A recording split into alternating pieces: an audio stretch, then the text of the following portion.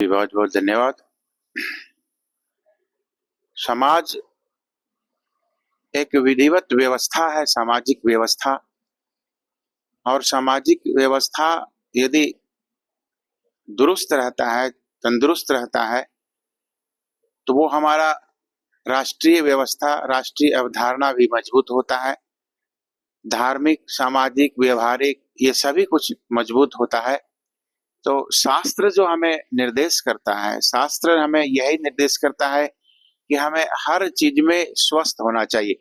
हमारे यहाँ 4 आश्रम बनाए गए हैं। सर्वप्रथम आश्रम है, उसका नाम है ब्रह्मचर्य आश्रम। ब्रह्मचर्य आश्रम में यदि हम पूर्णतः स्वस्थ रहते हैं, स्वस्थ पूर्वक ब्रह्मचर्य आश्रम का पालन करते हैं, तो हमारा गृहस्थ आश्रम भी स्वस्थ रहता है।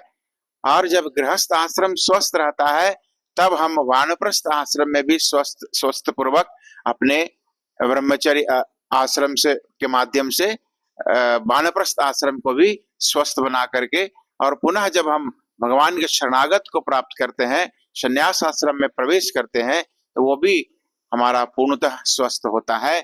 इसलिए हमारे यहाँ जो वैदिक परंपरा है, सनातन परंपरा है, उस परंपरा के अनुरूप यदि हम अपने जीवन को यापन करते हैं, तो वो चारों आश्रमों को पूर्णतः स्वच्छ एवं स्वस्थ रखना अनिवार्य होता है, जिसके माध्यम से हमारा राष्ट्र, हमारा जीवन, हमारा धर्म, हमारा व्यवहार, हमारा परिवार, ये सभी पूर्णतः स्वस्थ होता है और सुदृढ़ होता है। इसी जो शास्त्र अनुशासन करता है, हमारे आचार्य जो अनुशासन करते हैं, हमारे जो परंपराएं जो हमें आज्ञा प्रदान करता है, इन्हीं सभी परंपराओं के माध्यम से जो हमारे जीवन में संस्कार उत्पन्न होता है, ये भी हमारे जीवन के लिए अनिवार्य है। जो 16 संस्कार है, ये भी हमारे जीवन के लिए अनिवार्य होते हैं। इसलिए हमारे जीवन पूर्णतः स्वस्थ बने, सुखी बने, आरोग्य बने और उत्कर्षपूर्ण हमारा राष्ट्र हो, समाज हो, धर्म हो, परिवार हो, इसके लिए जरूरी है कि हम शास्त्र के अनुरूप अपने जीवन को वो पूर्णतः हर व्यक्ति अपने अनुरूप यदि वार्ता करते हैं, तो वो उनका अलग विषय है। परंतु मैं जो बता रहा हूँ वो शास्त्र के अनुरूप बता रहा हूँ। तो कि जो शास्त्र में ऐसा उल्लेख है कि ब्रह्मचर्य आश्रम, फिर गृहस्थ आश्रम, वानप्रस्थ आश्रम, फिर संन्यास आश्रम। इसलिए आप उनकी बात से कितने सहमत हैं? वो यदि शास्त्रोक्त वार्ता किए हैं, तो हम उनके और शास्त्र के माध्यम से हम सहमत हैं। हम किसी व्यक्ति के वार्ता से हम सहमत नहीं है, बल्कि हम शास्त्र से सहमत हैं। यदि शास्त्र सम्मत बात यदि कोई भी करते हैं, तो वो हमारे लिए बहुत उपयोगी है, समाज के लिए उपयोगी है और आदरणीय है। और शास्त्र सम्मत नहीं है तो किसी प्रकार से हम उसका ज्यादा से ज्यादा हम बहुत ज्यादा समर्थन नहीं कर सकते हैं, जो कि उनका पर्सनल विषय है। तो अब इससे सहमत है या नहीं, जो उन्होंने बयान दिया है ब्रह्मचर्य वाला?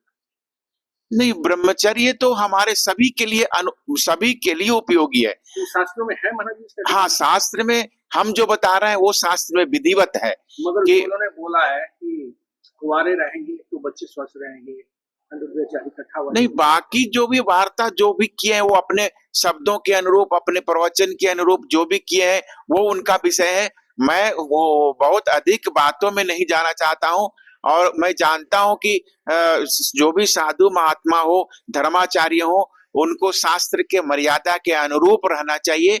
और हमारे जो शास्त्र मर्यादा बना करके हमें प्रदान किए हैं, उस मर्यादा का पालन करना अनिवार्य है। समाज को भी उस शास्त्र के अनुरूप चलना चाहिए। ये जो लोग बोलते हैं, चाहे वो कोई भी आचार्य हो, कोई भी कथावाचक हो, वो कथावाचक अपना स्वतंत्र विचार रख सकते हैं, परंतु उसके विचार से समाज नहीं चलता है। समाज शास्त्र के आदेशानुसार चलता है। जैसे राष्ट्र हमारे कानून के अनुसार चलता है, वैसे ही हमारा जो धार्मिक परंपरा है, वो धर्मादेश जो होता है, वो धर्म शास्त्र के अनुरूप चलता है, किसी व्यक्ति के कथन से नहीं चलता है। धर्म के अनुशासन जो है, धर्मादेश धर्म शासन के अनुरूप चलता है और धर्म शास्त्र के आरक्षण और संरक्षण में चलता है। इसलिए हम हमेशा ही यही बताएंगे आपको कि जो भी व्यक्ति हो, समाज हो, धार्मिक व्यक्ति हो, कथावाचक हो, प्रवचन करता हो, साधु महात्मा हो, ये सभी लोग हमारे उस धार्मिक ग्रंथों से अब सभी आचरण युक्त होते हैं और उस आचरण के अनुरूप जो व्यवहार करते हैं तो वो आदर्श युक्त होता है और समाज उपयोगी होता है, धर्मपरायण होता है, राष्ट्र उपयोगी होता है। हाँ, ये उल्लेख आता है। अब वैसे ये बयान तो उन्होंने कहा है कि शादी से पहले लड़का और लड़की दोनों ब्रह्मचर्य का पालन करें, तो उसमें उनकी तेजस्विता होनी बनी रहती है। भगवान श्री कृष्ण भी पहले 4 आश्रमों की हमारी वर्णन आया है, व्याख्या आया है कि बाल्यावस्था, ब्रह्मचर्य, गृहस्थ और वानप्रस्थ। तो ब्रह्मचर्य का मतलब ये होता है कि जब तक शादी नहीं हो रही है, 25 साल तक, 22 साल तक बच्चा और लड़का और लड़की अगर वो ब्रह्मचर्य का पालन करते हैं तो उनका जीवन तो सुखमय रहेगा ही, तंदुरुस्त रहेंगे, स्वस्थ रहेंगे।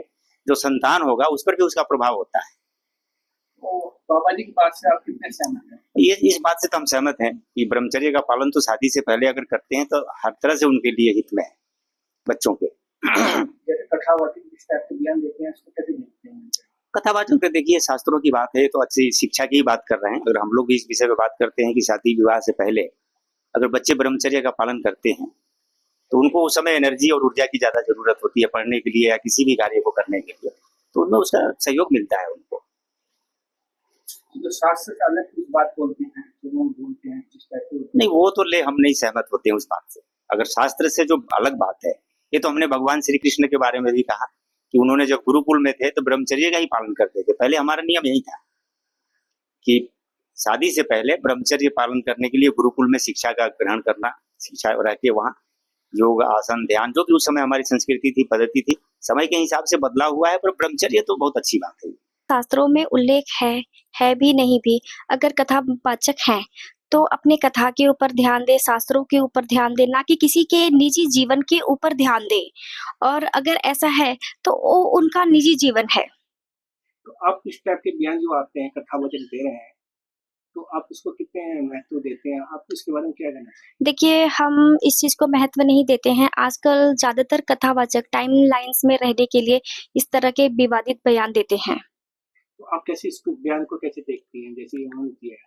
ये देखिए, पब्लिसिटी में आने के लिए ये चीजें पब्लिसिटी में आने के लिए और टाइम लाइन्स में रहने के लिए इस तरह के विवादित बयान देते हैं। हालांकि शास्त्रों में उल्लेख है, लेकिन हम किसी के निजी जीवन को शास्त्रों से जोड़ नहीं सकते हैं।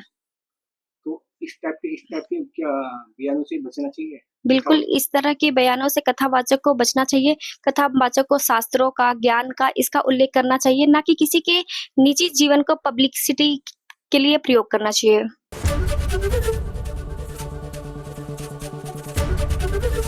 एबीपी गंगा, खबर आपकी, जुबान आपकी।